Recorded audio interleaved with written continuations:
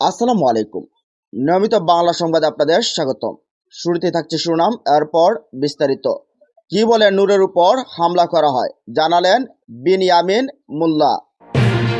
এদিকে নূরের উপর হামলায় ঘটনায় জামাত সেক্রেটারি জেনারেলের বিবৃতি।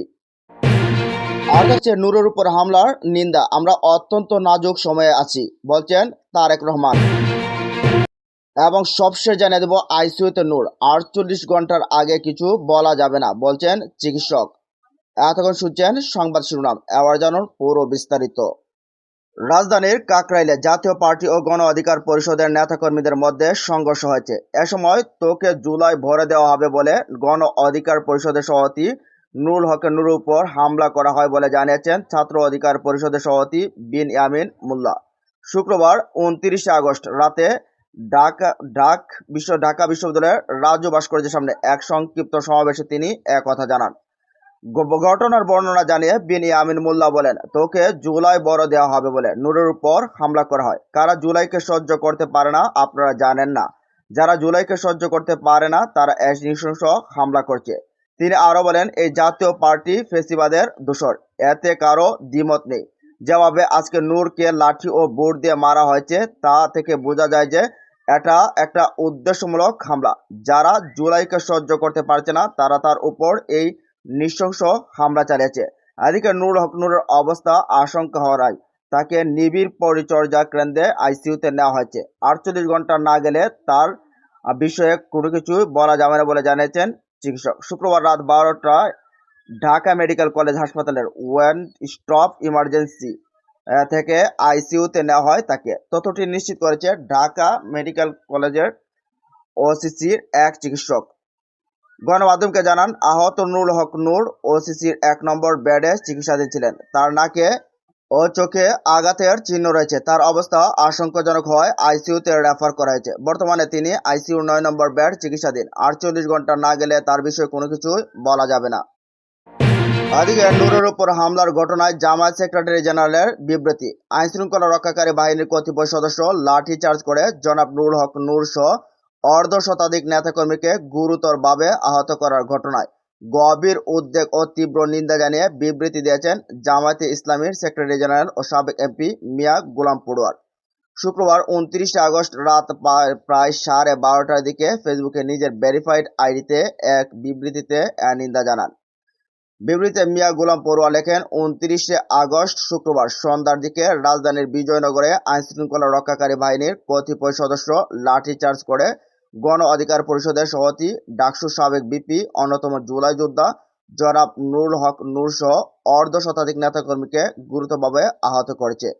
আমরা এ মর্মান্তিক আহত হওয়ার ঘটনায় গভীর উদ্বেগ প্রকাশ করছি ও তীব্র নিন্দা জ্ঞাপন করছি। সেই সাথে আমরা আহতদের প্রতি সমবেদনা জ্ঞাপন করছি এবং তাদের দ্রুত সুস্থ কামনা করছি।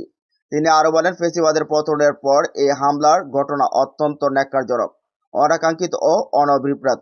আমরা সকল মহলের পক্ষ থেকে সহনশীল পরিবেশ প্রত্যাশা করি। জাতি যখন নতুন বাংলাদেশ বিনির্মাণের দিকে এগিয়ে যাচ্ছে তখন এই ধরনের হামলা আবার ফেসিবাদের কথায় নতুন করে স্মরণ করে দেয়। আহ্বান জানিয়ে মিয়া গোলাম পরোয়ার বলেন, অবিলম্বে হামলাকারীদের গ্রেফতার করে আইনানুগ দৃষ্টান্তমূলক শাস্তি বিধানের জন্য আমরা সংশ্লিষ্ট কর্তৃপক্ষের প্রতি আহ্বান জানাচ্ছি। এদিকে নূরের উপর হামলার নিন্দাও, আমরা অত্যন্ত নাজুক সময়ে আছি। গণ অধিকার পরিষদের সভাপতি নুরুল হক নূরের উপর হামলা ও কাকরাইল সংঘটিত সহিংস ঘটনার তীব্র নিন্দা জানিয়েছেন বিএনপির ভারপ্রাপ্ত চেয়ারম্যান তারেক রহমান। এ সময় তিনি নূরের দ্রুত আরোগ্য কামনা করেন এবং এ ঘটনায় আইনি তদন্তের জন্য সরকারের প্রতি আহ্বান জানিয়েছেন। শুক্রবার 29 আগস্ট বাংলাদেশ সময় রাত 2:45টায় ফেসবুক ভেরিফাইড পেজে এক পোস্টে তিনি এসব কথা জানান। তারেক রহমান বলেন, বিএনপি নুরুল হক নূরের উপর হামলা এবং কাকরাইলে সংঘটিত সহিংস ঘটনার তীব্র নিন্দা জানায়।